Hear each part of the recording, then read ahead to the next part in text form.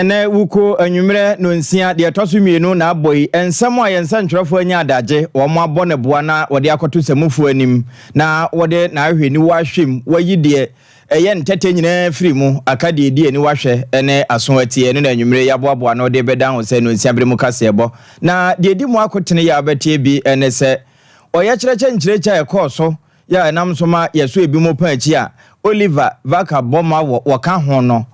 aposifo sade wo mamma kwanti ama emrenimfo a ogina mu ma wo mo wakasa Mampanyi na do de akoto dwa akire mu se ebre na wi adu se beman ya security council no yetumi ye hye afoforo kora na eboa wonom we ne yokra buchima mu ene ode tu dwa na wache se afia bato ewom so ode na konwa eto hode na so obehwe se asomdwe perepere ye beye adwuma Dr. Matthew Opoko Prampran so wakasa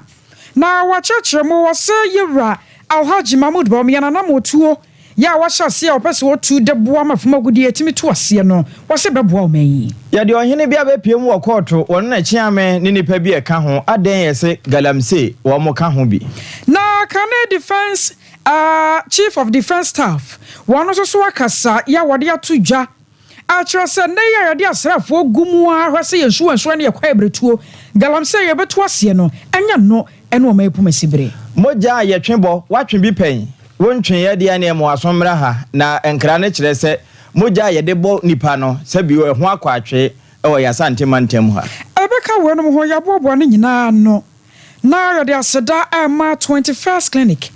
where the sciatica expert through herbal center through core capsules and what the tire chie mizo and 5G and so eka ho bia Abrapame baka wan mu nyina won sempa de ache wabra express won so ade akokwasi boni krom asonfo banu ana na wokoya tenase akosia age wakwade boaten ni medin anomemene ajapia apam dada ansam ni mampanye na danko akufọdo atia na nachi ekọ New York abrochimamu we aye United Nations General Assembly won mo hia mu dia na mampanye na kopiase na enwo akokon hia se wakasa na wode kire bebi man eno na wababa kire mu sasa wo hwemo pa no a abebe man ya security council no anioma ya sabio titile bebi amu no yentumi nyine nkoye nim yentumi nkonkan anioma wose ye no ane ye de boa ma asomdue tumi di mu awa bebi man ne wiase amansa nyina mu no yentumi nya ne sakora enam sa ya so nti na bra na wiadu se ena ya bebi man ana won makeka wom ho abomuo na won mu hyiamudia bia wom frefre na wososo adwene de fa ho no e wo sa de we nyina wo bo ne nyina aboa na wo hwe kwan ye security council no ye betum de afa so pa wo se we no amfa wo no sane e wo mai bia ne takyereta ne kese ne tenten anasempo ne sika na ne hia bitie no e wo se ma obi akonya pepepe wo bia adwon kire wo tumi kire bie na ye hwe kwan pa aya bombo mu nsem betum dia fa so wa bibimam sanse no ne ade a ekura na wo kire bi no obi beto hye so na wo fa no mu ma yeso no kwan ya ye betum ne nako. Form is essential to ensure that the council is more inclusive, democratic and responsive to the complex challenges we face today. The world has changed and the Security Council must change with it to maintain its relevance in promoting global peace and security. For years, I've championed the need to reform the Security Council as per the Ezewini Consensus, the common African position on UN reform, which calls for Africa to have permanent seats on the Council. It is incomprehensible that a continent of 1.4 billion people has no permanent voice in shaping decisions that affect global peace and security. The time for half measures is over. We need a Security Council that is fit for purpose in today's world. It is heartening, however, that finally the demand for reform has found acceptance by leaders of 2 of the 5 permanent members, President Joe Biden of the United States of America and President Emmanuel Macron of France. Hopefully, the others will soon follow suit. We must also recognize that the fight for peace goes beyond government actions. It is a fight for humanity itself. In Africa, we have often borne the brunt of conflicts, sending our troops to peacekeeping missions with limited support from the global community. While I'm pleased to see the UN now taking steps to finance peacekeeping in Africa, an outcome of Ghana's presidency of the UN Security Council, we must go further.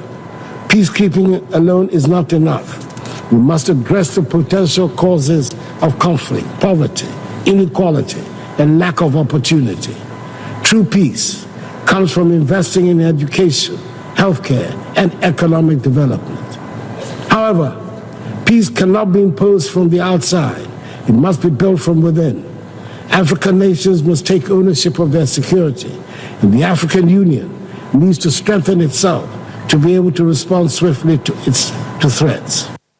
Osano yatana nkai Ghana mampanyi nadan kwa kufuato New York abochimemu enode asemi tuja. Oda so agina ho wonyantena se wachiman PSA be ma boada na emu no wode atojo echese afi December bosome no Ghana yakwa akoto aba na wono semampani de ne mfie nwotwe wode ba wiya no nsonya de a obetena se ahwe ama nema aginsemu de friend se perepere ye pa asomdwe afi abato no ebetodwa ewo my Ghana mu. Ghana, however, we will remain resolute in our commitment to democracy. As my presidency draws to a close, I want to assure this assembly that the upcoming 2024 elections in Ghana will be free, fair, and transparent. Ghanaians have demonstrated time and again in the last 3 decades their strong attachment to democracy, which they will not permit to be undermined. The Electoral Commission, supported by Ghana's security services, is well equipped to ensure that the will of the Ghanaian people is respected. Ghana has long been a beacon of democracy in Africa, and we intend to keep it that way. The 2024 elections will be proof of our enduring adherence to the rule of law, transparency, and the principles of democratic accountability that have guided our nation in recent decades. Madam President, we find ourselves at a pivotal moment in history. The decisions we make today will shape the future of our world. We can choose to act with courage, compassion, and a commitment to leave no one behind, or we can choose inaction and allow the suffering of millions and the degradation of the planet to continue. Let me end by reminding us all that the future is not something that simply happens. It is something we create. We have the power in this room to change the course of history. Let us not shy away from that responsibility. Let us act now, and let us act together. Bogado no Ghana mampeni Nana Danko Akufo-Addo UN General Assembly we New York abrochimemu na wogina edinsemi tudwa. Akabe sabo some miansamo ma Ghana yakwato santena beto abanno. Sasa manyokwa wodo ne yankwankwa ya ompese mo premampanyina dwane obi ani abrepa. Wonmo ka wonmo nsem de kira Ghana de hye. Sene bebe wonmo mobona bre ne so a yato abade ama wonnom. Dr. Matthew Opoko Prempa Franka tuni abade kire de ma NPP amanyoko no. Na wode akoto dwa wotwe afiase bra wone o ma de hye ye. Ana wo kire mo se Yera Alhaji Mahmoud Baumia.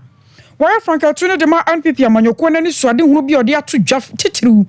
Ana Galamsey won sansam wonno. Nyame no kwasem ni ebasesa o mayi. Wose wayan sesan kase ana afa nuoma wodo kase a abatumi aboa ma Ghana no wankasa yensu wansuwa no asanso agena na so biem. Na woni mpefe sesa koba na se yato aba na de mama mpanya be de kire mara beto na akonya so a esese ne de ebochuo pa. Ebra wona Ghana de hye ya wotwe apiase edi nkomo no twetwe nkomo na wo kire NPP amanyoko na ni suade hu ne botayanti a enwo kwakwo yasa wasa Ghana man yasa to abadema won mu biem no sei eno chichim na fonso cha o cha o tesotie ebukro odotobu asuyi na nyame so de sika hye asase ni ena nyame so ba kokon so ya dai $1 abai bi ba ya oye kokon sisa ya do na kokon bag 475 cedis ena Ghana for say em pesa abai no saba de penye odan no for no John Dramani mama na kokon bag 475 cities. But I don't care what say. Let's be toss cement. Bako 13. Bako 13. And now animal cafe. Cocoa bag 3,000 Ghana cedis. If we talk bag Bako, and your son 34 bag. Sabi, so na you to be for. And only man the papa to be for your man. MPP to baby count na MPP bag cocoa bag and to the edge.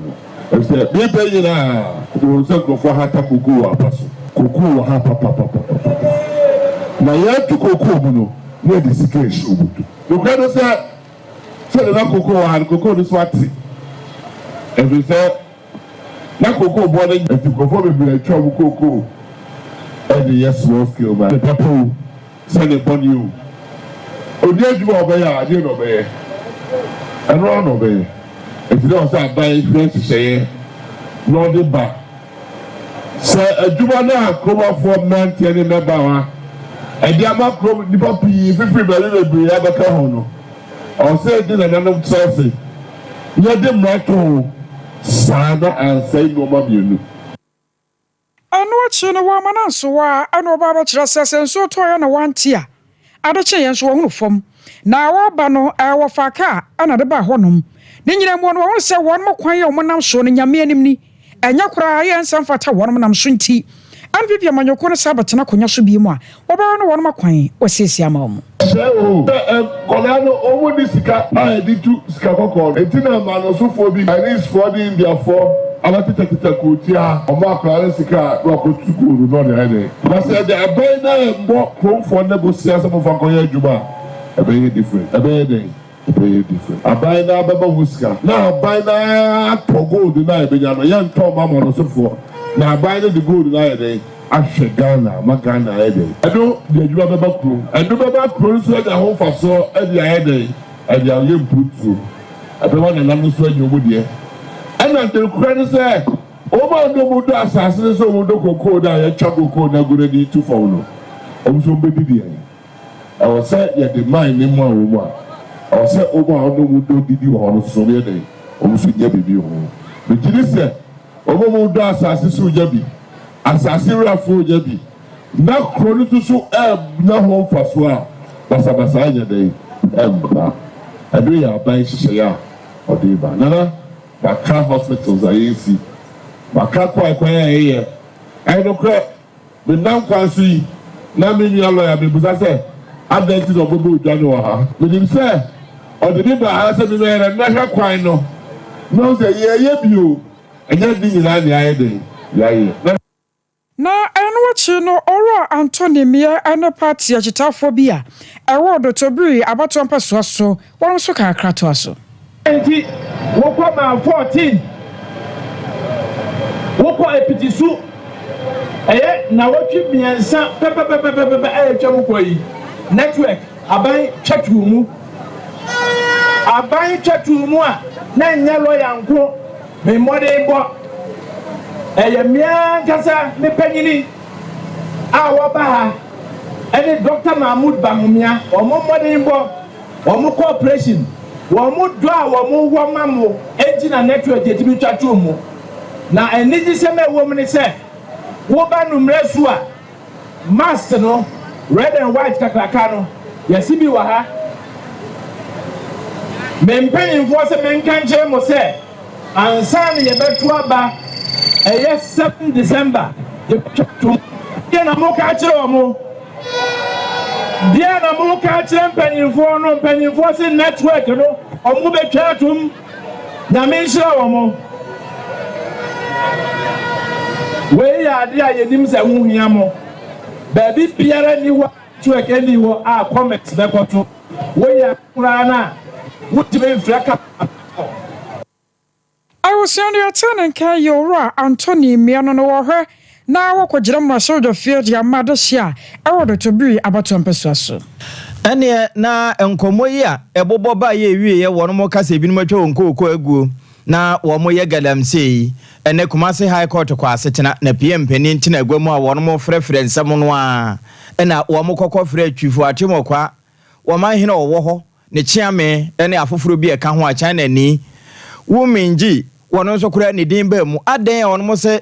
concession bi a Kadesh Enterprise mining na wo mo yo wo mo de mrakwan mu no wo magye 2023 hono wo mo de wo mo krata akokoma mpanimfo ene 24 yi wo mo ma wo ma saase se wonkoye so adwuma wo mrakwan so nenso nanane ne chiamene ne nkrofo bi afa kwati kwan a wo mo abo awurem akwa tu sika okọ afiri wo mo concession mu ene nti ekwedi atodwa se wo mo gye anya hwe no sika okọ wo no matu no wantimi antua akura 50 million Ghana cedis de wo no mo gye eno achi ensase a wo masese no eno nso mpatasika wo moje 20 million na ene wo mofra asem no na ama ne momo chiame ene NS aholude won mo bae eno na nam so ma emranim ni asemi wo gina mu ede ma kadeshifo no kire se de PM pani wo kae. We had private investigations into those who were involved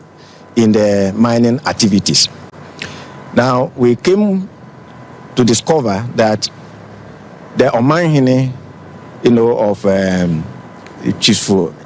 Timokwa was the brain behind all these illegal activities and had contracted some officers or agents who are on the land mining. We have electronic evidence to say that he and his people are on the land working at the moment. Now,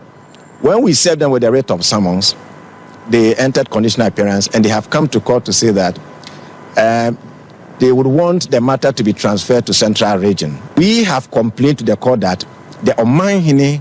had no right to enter our concession, despite the fact that he is the Omanhene of that traditional area. Our reason was that that particular land and whatever interest therein had been granted by Mincon to the plaintiff. So it is only my client who has the right to enter the land of the area. He had every right to enter a mine with or without license. And we are saying that that is not the law. Eno ye Yewura Hansen Kojokodua wono ene yemranim ni a wogina mu ma Kadesh Mining Enterprise ena ate se wo bo twifo atomo kwa hene ne chiame ene wumiji China ni a wono eka wo mo homa wo mu mfidi a odidi dwuma. Galamsey wo sansam ya no awokwa mankranso a eno wo hafo no southwest mansinimu awo sabi another dua yamane boni Ebenezer wo so nsa ato ya dobro ya kire mu se abranche kwa bia wanya mfinshan ba sa duonu Galamsey amena ya o ye nsu atagumu ana busua ede ne kro na eba no sa na mahemfo ne panyfo ka bia wom akwaya amamra ne amane yakogu nsa ansa na abranche kwa na wotumi apie amana mu wonu matamwo na ye ne mankranso ye no chiame na nakwasi apia edi nkomo de fa asemi ho ema ekwan abranche kwa ne fa so a wokopie mu Galamsey amena ni mu sa no wo kire mu de kire me dina ya me pe na me dina ha ya me wura na sofredu ozu sampena mankwatia otumfo brempo na mankanso hin nti na me dina ha so na admofo nyina wa ha mankanso man abusia abranti ye odawe abusia nyina wa ha na nura na abusia no akwara ne papa ne onya no de batu manimu se na chiame ye ba ne mranti bi koi so mo ko pe sikakoko adwuma na manya bi ato mu botom na nanom ni mo hwe na namankanso ne panifo anamo amranti etuye dabia omo ya omo se na nanom ansuma obia asase edawo otumfo na ne dia na nanya hene na ne dia ana mankanso ne hwe akire one ne panifo sikakoko adwuma bai enimu hwe agofo bi baye adwuma na mankanso kura ne na nabutanti atutu omo naiko ho omo tutu tiegu omo so ya hunu die kokosi ye ti no mbaka me mo cooperative for akoya report omo ko mi wura na namankanso yin wo na se ontimi hwe ama body ni na nsuo babia body ni obia na nanom moa na abusuan moa na nadmofo moa ne ahwehwe no ti no akoya me fa so a meti asem no eno no ya me ya adom na nanom mpa ebo ya begu nsa ajira yewura na namankanso yin na nem me me jase yin me konti yin ma komu yin ya chiame ana me so glass me gu nsa ensa me gu ye no me jina me wura mankanso yin na me gu nsa say ensa ka no ka fra police for say abusiano inform body ni mra mo kire entina de akoduro no medas abusia wari aya mankranso yin chiame na nakwasi apia tenen kanante ya yansa ka no mra sa abrante kwa no wo mama mu no so ya wakwa kopa no kra bra sane beye na na kra ebededi Galamsey ya ho ene eda so gina enne de Julobi House demonstration ba ya sese ebinu da bampo na chi no na Apostle Sack wono Open Arms Ministry Kumase North Central so ene wo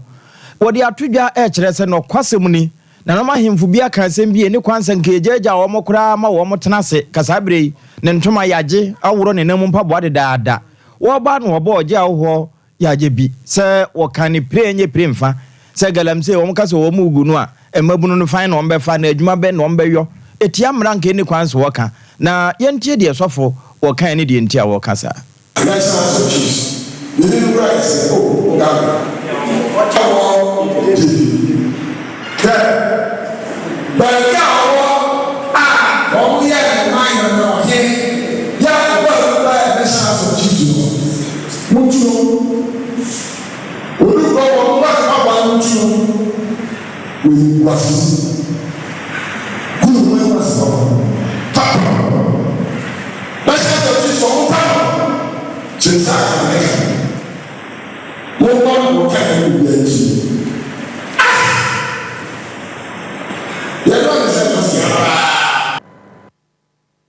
Open Arms Ministry Kumase North Central so Apostle Sack and Ate and can say when Kenya Samukura was an anabi na no ka nanso waka enenti empenim fomrem na wo mamamra ni hene awusiana yako na yatwa so Galamsey won sansam yemu na democracy habo won mo ya kire na wo mo chasa Ghana nkwayi etitiro ne Galamsey ya yanogusu adaya ya kan wasemu yi emu sansam akwakopie mu ewo kotu ya won kramantamu na enipa makomakodu bako enanu ada posifo kire wonno ma so kura de wo mo makwakopie mu ewo echeza kotu no nyasem keto akura mrante kwa kentena wo mo ankom metumi aye adwuma mojamono ana yede won mo koye ayaka say posidi aba ya wo kire mu say fix the country emrante kwa ya nanu adom koye oye kire ya Yera Oliver Baka vama wo na wodi won money mu no papa ne hododo no ama wodna kwakopie mu ewo ayaresabia wo wese ne nkwa betumi akita no na fei wo bedi mra no ani mu na abusua ya mo hwe na mudi yachi ewo Facebook no so no aya Sompa 93.1 afei Sompa 98.9 so sunya ne nkranza won mo fabi ana no wache no korapo no ko YouTube no so a aya Sompa TV na ebra asem no kopie mu ewo koto na koto gusu ada ya wodie no na emu nsansam nya asem keto akora wi akire korapo no koto no tena so yesa wo mo home so kakra ba se minute na duasa na won masan so ba bia nsansa wo hwese ne nsam ne sibi kakọ ana ba bia na ne yom boboko no a na ano aya yeden na sebe de Oliver Baka Vomawo ewo ayaresabia ya woje ayarehwe na aposifo hwese eno ne kire yada no betumi atono no wasa ba pie mu ewo aposifo akache na saasam krona ho enenne lawyer Noah Adamte edi tudwan wa chese no kwasem ni wo mokoko pie ho mpo a anka aposifo be ma wo mo ne wonkrofo na di nkomo no wo hu asem kropoti ne de wo mbegine mu aka no wo ma mo hu ani ba so mpo na kampese wo ne wo mo edi nkomo sade wo ba pa kan yi ebi kura kidney problem wo de she cells ho ebi nso tetanus pa pra we pra nka yese wo mo de aduro che ni kurum saafo ni nyina ya ma wo mo kwan na de lawyer ne kan no ewie abusua no nso eto wo mo no mutu ne yentie lawyer mra ya reni nipa be 39 ewo court bana Oliver enka ho Oliver ni nipa be 6 aka no mo nka ho inti me sure say because they sure mo just like they sure mo and that was Monday na Oliver so Monday don't tell the whole agency police for the omo be back court in there inti they say Oliver any nipa 6 aka no be a renew mo before court and again nipa 39 the omo by na court am will be abi court every Monday do na call in some prison say ko crown mo hotel 8 October but then yes the best ko swap him the juma here they say you be to amasa ipadoma ya chi omo nti and then she be call every court be say bi kita hodi na ya gidie say yakopon me so be pe na judge na ehu say nipa ya chi omo nyina omo ye nkofo a omo be die court special omo be ba back court any court abidi I mean the no more bill the court no e say the emra bi hu court no ne asefem ni say nipa 39 dey buy na omubie ni wa ne ho Sompa FM say nipa no enya etwa onya pra I fresh because of police cells I didn't got to ya. Not to do one to meet from Sunday I show be see and ride your buy. You didn't want my show 77 show cry you being calm man. And this is because the baby at show man near job phones if you said your mom quite one place you call ya. Into now phone po in police station Potia near Domakoto. And I fly 2 years you are near police station to police station. So me police running my requirement I need to run take it out in it out and me pop saying proud that cell that police station. And I okay videos near them about out now. I sound cause for court. Mommy Baku ma on him 4 months pregnant. Mommy Baku ma or tetanus. We have medical attention immediately. Mommy Baku ma or you diabetic or you asthmatic. You actually say I didn't know the idea about my police focus no be pressure so be no withdraw manji also muntu me yes sir but also more kidney infection you see like kidney city you tried a day you so you didn't know be my police for no dia man and also acquisition into all back court and there was nowhere no be away that's the major argument I did to court saying said yes na aban arrest from Saturday we treat you na any quite say the almost time come aban say show musubi na say we your baba come aban pa court ni order say be mo busia for anywhere for access to them. Wona yemranim ni edema wono mu asabre wodada bampuna chi no lawyer Noah Adamute na wieye no na wono ma ewo cells ni bi nso abusuafo eche se firi na no a wo mo so wo mpa achi nso kura ye ma wo mo bi nnoman wo mo de aduane ekoma won kura ye se ye mpene ma enhu ani ba so eno nso abusuane bi ekasae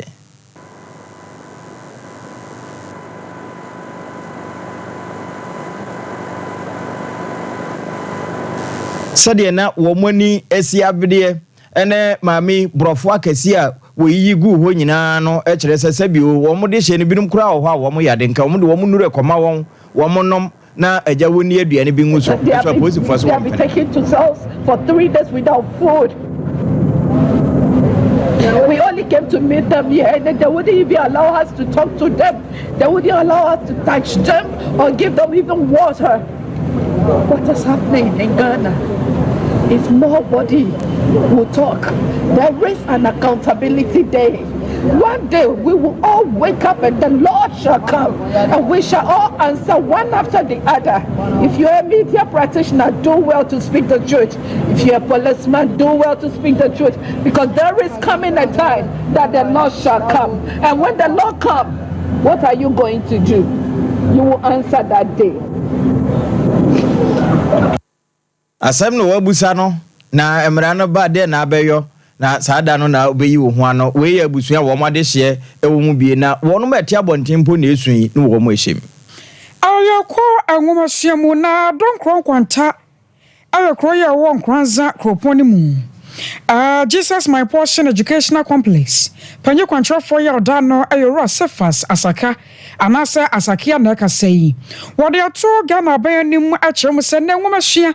wokwa mama ya wodo so no na ama won mutumpon wo ma bia ka de nsase ne bo se nwomahia da na koma so anu ya na kyere bramu enam so nti ya no mtoto nwomahia sekura enam sa ya so nti no wa ka bi dia kyere ban se wo hwe se ya ban shuku siti aya na nkwankran so de no won fana ni kyere wosanse won so ka hu bi na Ghana nwomahia ekoyie wosanse wanyina to dwabra na sukuru wanya mfinhia no edu na wo hye ho fa ewon kranza kroponi mu ena nam so ma oro Sefas wasra ban seye enne mfinhia da du AAD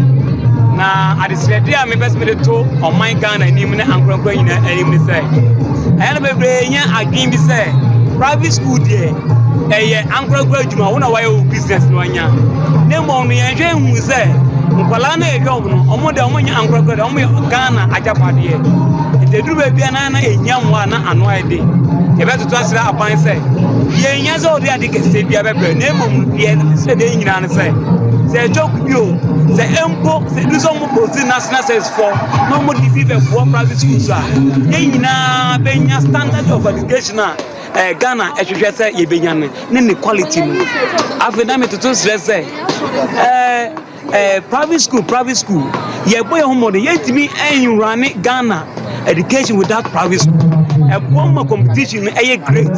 it is any be pray the first no private school na dey crèche by KG by na government any KG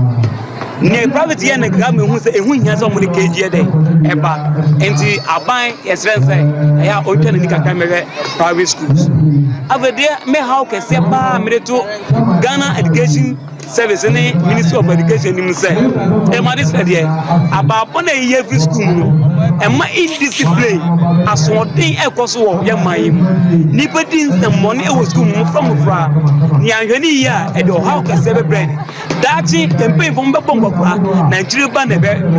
mo mayan fa discipline me dem mesra say aba bo e prosun de enye but ntia so ba do be tintina kolande komo ma nkwan se ne be ya kan tete ne ye na e ma display ye en sambra bi ne ya ba ne free school mu kura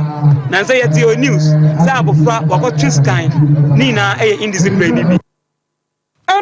no ana school improvement and supportive officer or Bernardo Pokun so de kakra to asroche se nwoma hwade ye e tse koba no say aban na boa na ankran so ade won mo chitaya ama ebebo yi pa yensa ene nan na ye ko abato so yesanti ye besere nananom dokron kwantaman sa mumma ye hunu se abato e ya asomdwe na abato enso ka enwuma sua ye ka ho asem no ho se abato anya asomdwe a awofo a ye wo da ye pa emma ye ma no entimi emma mu da biara da eno ti ye besere se ye boa ama ye manwuma sua kosono na ye hwese abato a edi anim eye December 70 ebe ya somdwe enye ntokwasam enye basabasa ye hwese bibia be ye kama na ama yenda ye papa ye pese ye ma etumi sua de akwa nimu na dache se ye wodan mu a ana dache ya bre no omoso abeso ye mu ahwe ye eno nti many mo nyina be boye nsam kese ama the proprietor of JPs eno nti sabre ye mfa nsam bo kese pa Alfai dokron kwanta hene na no wusu a chan obrempon ye otoso mienu na no so kasa kakra adefa ngomasia ho omabo ye homodin ye mabe hu hire se school no ase ye pie ye kase ye na puya ye do ko abonten ama nipa hu ehye kronu che mudodo edunti se ye wie 10th anniversary year ye ne management for no school by information ye hu ne betimi aye baby a be site wo mama e de school na kosie na ye bibia se we akra park bia ni ya e so correct ni gina e ko match pass e bo ball ni si akan e wo kwande school su na mu we kire se o mo baby tia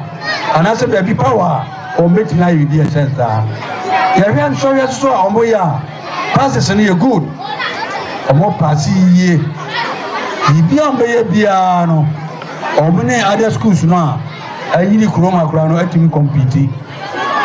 ya omusi akampa mani ye fe 100% in na ewu edidem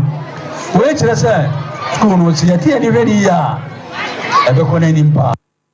Sarati ani ne ho school ni yi ebekona ni mpa wei ayo dokron kwanta hene na na wusu a chan obrempon ye otoso mienu yenwura manyosemu na ene ejoso kwa amo ma me betimo idrusu kane aban lawyer pani ya na ohwa atentene na eso ewo chiniya ban mu wokokopie ho bra na wono mo abodwadata na wo mudi nkomo titu na chiniye na wo mo ne dom no ehia eho na okokasa no wo chese kia ne kenchokochoko nyame de chen abane de December de ye kwa akoto no se tie bia chiniye ebedi nkunim na nkunim no nso wodi a enya de a wo mbe makwan kura agya asono ma no ne se hunti obi anyere ne ho na wo mo na aba ehon eban na wo kan we no waka se ayere so a enru se yensi January mu de na mampani a yebu ne din Era John Dramani Mahama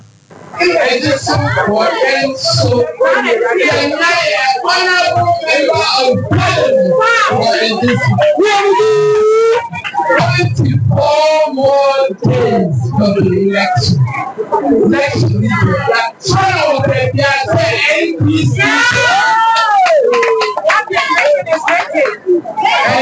NDC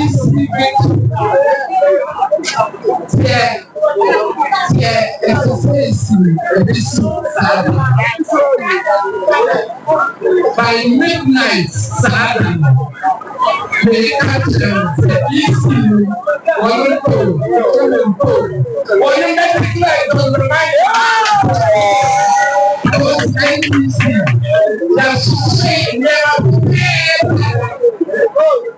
sorry, number 8.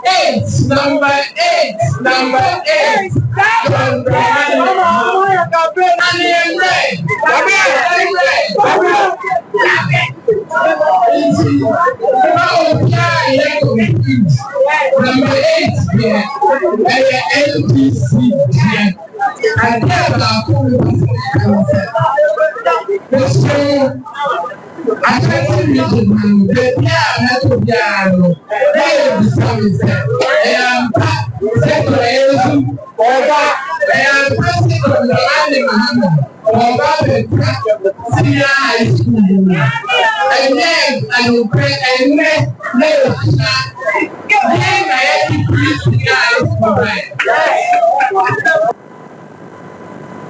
Jimo Idrusu no kane chini ya penso na onne ya ban lawyer penny o hwa atentene ne ho nsam so na ate se wo kasa se free SHS wo mo na hyehye de baaye na se sie ya dom no Ghana fo nyina ebrede yewura John Dramani Mahama na betimi aba abaje free sample kire no na wo kasa ye no na no si ya pe na yewura George Lo wono nso eba chini amanyoku no ma wono na wo mo mra ho nsam no wo hweso pa woni panimpa ba di akire George Lo nso kasae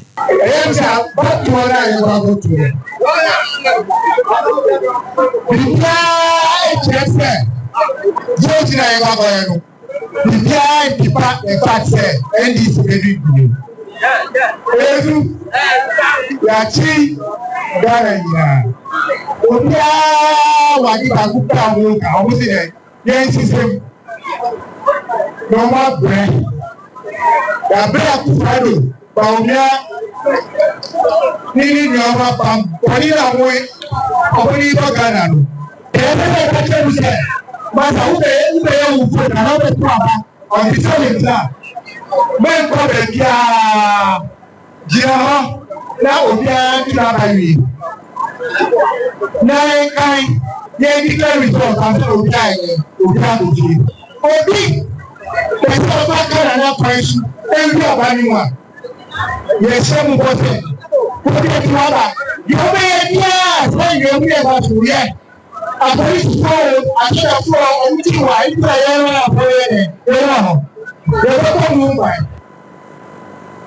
eno yewura George Lo a wo ye chine ba ne ba wo mmra ho nsam so a wo ye kwankyerefo abadi akire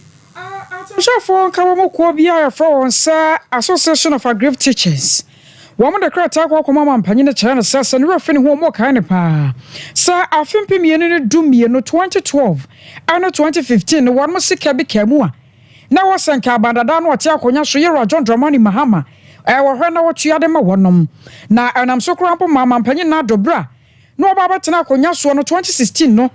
What did I campaign now? So about Chiama Chatra for one and how one more. No me dia chara dia ne dia kaka ho aye omu gina so ereto abama no every 2016 bapem nne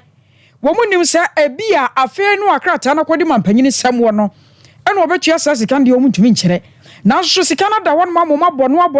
a wanya na dwene se wo tua enam so nti won mo ka ne pa se na da wromo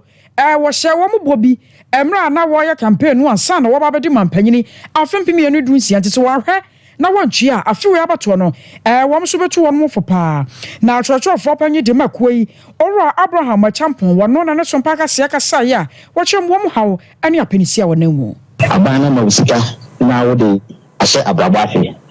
na ne yefro no back pain na yuga omanpanyi John Dramani Mahama ne penso wasi da bi adwuma no na chi na wi mama 3 months enti wo sha asese wo tie bi ediama 2012 fo no wan wi enyum na no bi 2013 the same thing 2014 the same thing enti odi free abanya no so ama ema le then opposition na adodankwa akufuado eka say so oba eno de omo try ewo omo manifesto mu say omo ba tia all teachers university arrears na be people esan say acheche for that time no omampani dada no went to interest kana ye ama yinti o kan na ye wani enti boom akokofo abana ye den edumano afei yebosha obayi sika ontuaye onti de betia no commentators both on TV and NBC omokofia radio station TV stations almost abano otia with the teachers legacy address no efo officer you just say your sentiment na de Uga nana adubanko abubuwa utia ya no salary arrears that salary arrears in 2016 2017 2018 including 2019 ono no kwa obefa womu eno ye den utia ye the said legacy arrears na 2012 2013 2014 2015 die utia ye ana jaye press release adiabo attention say na baroma the said legacy arrears na or promises and also promises to do is to see emphatically or manifest message from a bar and we share all teachers legacy arrears akaka crowd no for benga so yentia shugani mo the MIA and the council is na baroma yentia the said legacy arrears MIA 2019. I was sorry at an Kaya Church for Panya Dema Association of Aggrieved Teachers, Ora Abraham Echampon. Enye aggrieved teachers nko na womani abreu Technical University Senior Administrators Association of Ghana. Womani efro omo tusaga no. Womo nso ani abribi. Se kama ye se abanyi wayesa achechede. Je womo di jato neto ansa na watweneti apie. Na wɔhyɛ wɔn bobi ɛna afi wɔn ntinkamu pii nso akama nka wɔsesa abiri watua nanso wɔn hwɛ akato ne bra nyame ampata ayetafiri muso amutu a etime dae ya kyiranko na abanya kwa kofiri so na fe wɔn brɛ ne wɔn fifire nyinaa akwa kwa ne sɛ ho nti wɔn ma hyɛ sɛ ayere so abosome we ya yewom ɛbɔ ɛnko na wie ye no sɛ aban si bibi papa bi ɛnkyerɛ wɔn mo de a wɔn de wɔn bibia begu fam anya de wɔn bɛkɔ akɔkyerɛ ye Technical University asuafo no adeɛ na yewura Dominic Ampa wɔn na ɛkwankyerɛfo a wotua koyia no ɛwɔ nkran mantemu ɛdeɛ wɔwɔ ahoma no so ye menu ne yemusa ade kropotin a ehuntamu ntia saa ɔyɛ kyerɛ wɔn pɛsɛ wɔn yɛ bie yewura nwumre wote yanka Sompa TV kase ɛbɔ so ne madwoe mo mira na maso ɛhɔbɔ kɔdeɛ amemfa kwenye so na mentie fo nso nyina a omutie na mose mo ha pa ne sɛn a mo atwentwɛn so a afi na mo kasɛi once over here senior members administration no yen cost strike if we say say ka say cost strike na 15 university pa na nkam fo ne say yene apan no aye e session kratase efa ai some allowances there kwesi pon make say fuel and heat allowances utility security fuel off campus and vehicle maintenance allowances all these allowances no yene kwa apam say and I say there's session kratase say abra man say bia be bam no or say almost my na omo echi eka san so de mai na on say senior members na wo university on na ya wudo mienu ye were teaching and non-teaching omo echi de no omo administration na omo echi de no aban na chi omo nyina de amomo free January up to as I'm talking now omo enjoy and as omo enya de bia again there aban kuna sumuya sabi o mukuna sumuya so mo de be mai apan that idea say no up to now munchia it is an area say nkasa say na ba e mo sapemu na ba e no o betumi atwa mai June kra ya hwe ni mu June July August September up to now abanin tua okotua sana aloma sisi enum okotua emu mienu pe ene motua ne ensa aka ne de emu de ntia wantua na se bi o ekwa omu de yefa so no enya de ne etie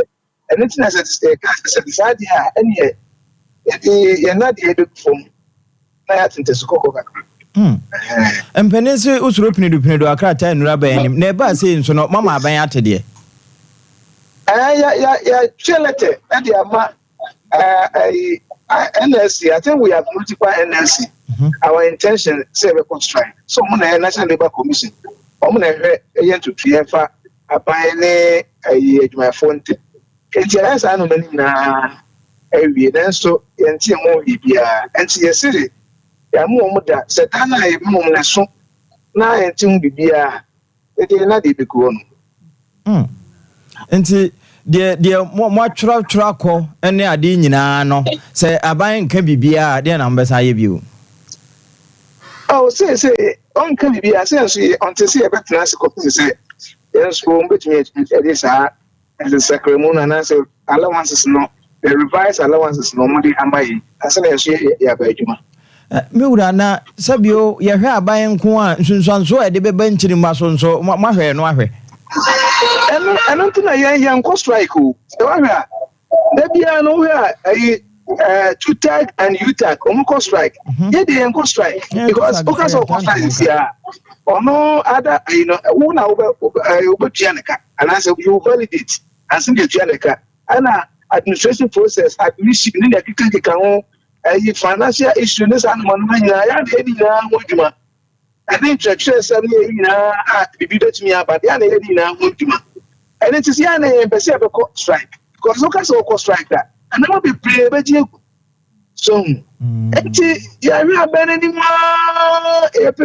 prayer. Now, Sana, yes, first, no, not can be a common allowance. Say no. I was a BB eligible be a GP. So, I lecture to administrator Muchiamo be a. I said, yeah, this is where I said, where I said, no. Who says CBA will be under CBA, but common allowances to everyone, and it is creating a problem for us. Honestly, and what is not healthy. Because I abandon no young baby. Mo you rampa and you may bedo as a pa na abandon son come ye di what TV won hwe na say TV sana mom papa bi e be free chiraba. Yo, me da se pa me so me da was be na me tie phone na. Mo Yewura Dominic Kampa wono na akọ nkran mantan no mu a saa tusagekui woye wo mu chitinani kane na yese chachirani na katua wo soro na nso ne de wo mso wo mo gina asase so ansa wo makọ akọba no sa no ani pade awo ho no wada no ho kakra da na awo da no ho no nya bibia se wo tu kwan na wakọ hode achia mu onyame abode sane yewiase ahodo no ho so de tie na express group nko na bebo mo sa wani suade hu wo daye no atumi abamu sa wo se Canada, US, UK, New Zealand, Germany, Holland ne ba bibia da wo wiase afana bia no pese wo kwa afabada wo mo wate wo kosuade ana scholarship bi ne wanya visa ticket ne to holidays bi na wo pese wo kwa express group na eboa wo tatahwe sesia na wo demu na wo kro no ye wo asafo labor runabout afei yankran so ya wakanashi first light for 0249 00 0448 0249 00 0448 through Herbal Center. One the through a capsule saba a cocoa master drew and the cocoa do no ye hankrofo no and yasam ketwa manso to minka anu ya ne through a capsule so when you be a usisi yadia shobe twasie now I am tim no so akwade ama for 0546 107 107 05 46 107 107 siataka yade nyina no 21st na to asie de ama wo wodon won wodwene wo nti no wakwa machines ahodo de aba aye nhwemu de fa mo giant asuo ana afa so krampo ye Johnson ne ade nyina no aye nhwemu de fa ho ewie kire na wasa scan ye twa obi nso a won ba na kama pa ho ba bi potia yade no wona hyase nso de free ye aye siatica 21st ana to asie kuma so wo show overseas junction wo ba ya for radio wo bo ase obo won mo cancel quarters court junction and Crandom market osunyane nkwanza ana afeta chiman 0540 311 0540 311 mezo ana 5G so ya comfort ya maw ade adapa na se wore de awie na wanya no de mapa na ode agu mu na se koba na sa na ba bia wudi amaw empo nya aduane ni yi ade ohia ya pai ana se brodobi enti wato mizo ne saa no na wo de brodo no ana pa no aka ho wa kombine no eye kama say for ne kopan dodo mu 20246 270221 0246 270221 abuso ya da ho ne aba ya ba be komensia south ansa bi boba ya de mu mama ne bo eba be somo 21st clinic a sciatica expert sciatica no o nerves na wo to ase na fa wo siremu na fa wo nasia be si ase ho no se ho techema eno ene fa ne sciatica na etimi bubu o to ase ka wo se dwe wo sirem wo je ho ba bia enye na eno na 21st clinic ba ya adwuma pa wo mu yenti abaso bo magine wo Ghana ha ene amono ne enya asem ketewa Womuji international awards ahodo womuji local awards ahodo na anu nso na womu be the only sciatica research and treatment center in Africa bibrim ha no ebi ni baabi a gise 21st clinic nkwa womu de bibiduro ene besa oyare no masa de machine aka ho eya yare sabia yare bia wutimi de ko ne mama ade ba ko a wo magidi womu pa no eye sciatica ena stroke nso de kwa diabetes ne hypertension ne ade Ghana ha baabi a womu ho 0540 311 311 0540 311 311. There's a 21st clinic. Woman is sciatica expert.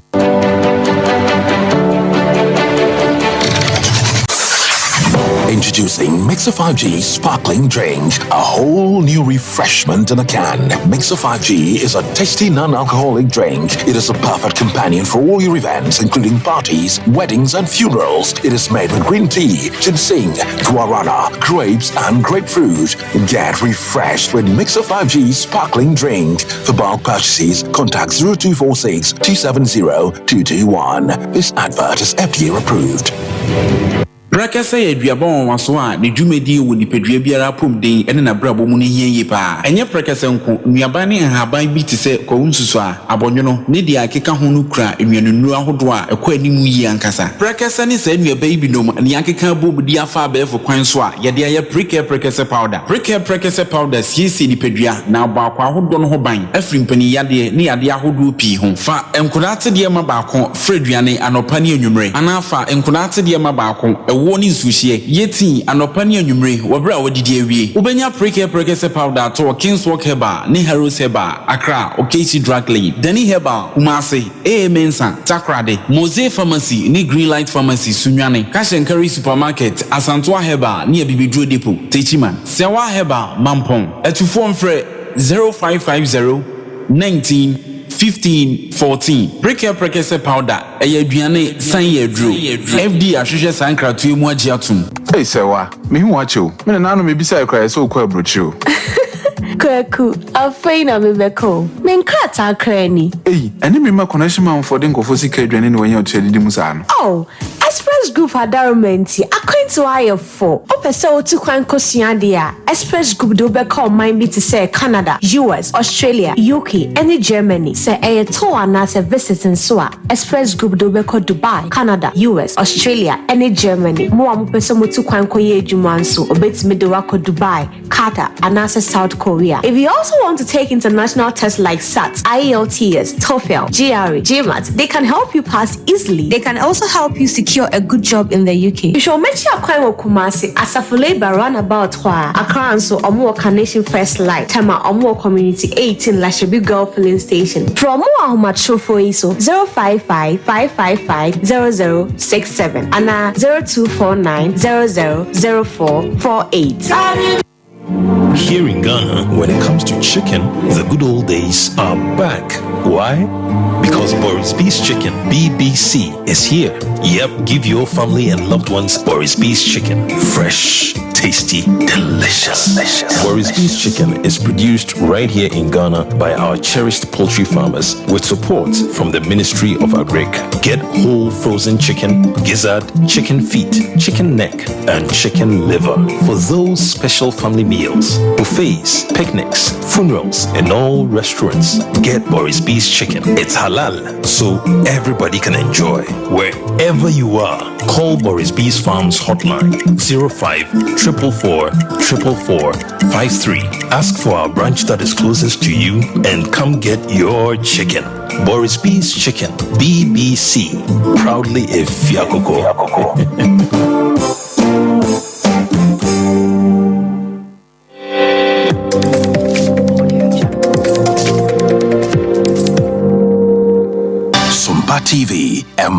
Ketuapa. Amakatuapa mpaye to so na edinchiro ngoma na no da ndisi amanyoko no ye ho ye kire no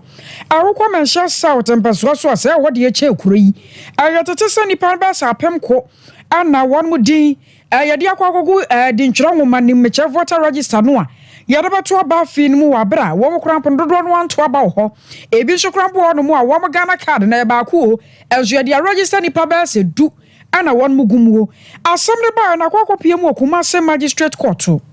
na ebra court no kwa setena na worship Deborah Jawa na tena sam no so ya wakenka verdict no wode atodwa ase electoral commission sene ne kine yata no wɔn no onye nsiesie fanfa ho wɔn mamudi ni mu wɔn wɔnyi mfrim na afi so wɔn mamudi wɔ mu no akasa no wɔn wasa safo no mum na afi yɛde wɔn beto aba e Womensia South empeso so na ɛkɔba no san lawyer na na gye bafo awua ya wɔn no wɔgyina mu no aprem ahyɛdwa akonwa e Womensia South wɔn na abɛhyɛ yewura napo anan e wɔ hɔ papa no nsɛmtrɔfo kasai e kyerɛ sɛ wɔadi akɔso nyina yanomfoa NDC fo na boa pa wɔn mo yɛ saade no a wɔn kurukyire nipa bi mu din adesha sɛdi ntwero ngomanim ni ade asa ne be ya baka so electoral commission kura na sanfum so no efiri no ntia ye challenge ye ne say who say NDC for na akɔboaboa nipa bi ɛde ɔma ba be share register ni ntina ye challenge ye ne nipa no ɔmo ntim pesua no so ɛna ɔma kɔ form free ba bi do ɔma bi shim ɔmo di bi di dwuma suo sɛ be ya ɔmo vote wɔ pesua no so ɛde kɔ so ɛno ntina ye challenge ye na ɔmo NDC for ya saw share when you going to back one ɛtwa mu na MPP vote no akɔ so ate ɛno ntina ɔmo tu sa na mo me nyame ye madoma me baaye no me ye transfers na nipa bi yi masutre senia NDC for no baby edo ma ba be share register ni betiye no ana so bitu na mo nya confirmation e ma nipa nyina ye investigations e wo form ani nya confirmations ampa ye to ma ye no na NDC inti no yeto yebo ema akwa am ye fairly challenge for ye dia kuyo Sompa 2020 elections no NDC for no eyo mo se MPP vote ba form inti e wo Womensia South inti eyo mo se so mo keka mo bi kakra mo vote be kosoro inti anamo a omutu ama omu vote akosoro no Baku any say omo kosese nipa be share register ni Womensia South. Fu say so omo kosese nipa e be share Womensia South. E be mo vote no akosoro. Na eno chi no asante mantam NDC church of panyi ora Dr. Frank Amwakohene so de to so kire se we anyambia wo bi se wo se ebra asem ne kopie mu asem de bia no ya twe NDC ne begina aponani anase electoral commission eni bisa ne nsem This is a transfer. And yes, they have not for political parties no access to ECS form to make a transfer. And political parties they know how to transfer. Individuals no call request for transfer. Now a transfer at their mom. And to do like I say, and this is for transfer. Now if it has any panel, come on a question one tiasi. And I say the politics no where I call mafia na obo. As a work about court issue, the NDC was never in court. Unless maybe our society ruling and say NDC was in court. And if there are issues with the register, NDC they are complaining about because I take it time to go through. There is a Womensia South and Womensia South is one other constituencies across the region. So if they have a fight to take up, they should take up with their own easy. Easy now. Omoni be very in bed. They take up a fight for them and not the EDC. Because I said earlier, NDC does not do transfers, and there's never been a case where a political party has made a transfer. That's been doing my increase the issues as it is with the register. Easy. You know, Maka wants somebody in a whole demonstration. As a court, I could be a free. It has nothing to do with the NDC. But the Radical court, when there is a case in court, there's a complainant. I was away. I Santa Montemo Panyipayo Church or the Ma NDC Amanyoko no Dr. Frank Amwakohene. Your general was so married and something na SC. I am fast da Emma one momboy chidom down a day in a cocoa Veronica Janto. I could share some more Grace, Boozy, Happy, and a Reverend Michael, yet I was say. Or Santiago Benedict, when they say some for penny pa. Ya was some something in a Montemaya. Yes, you're about second can ye. Now I can come from what say and cat and none me. Redeem any.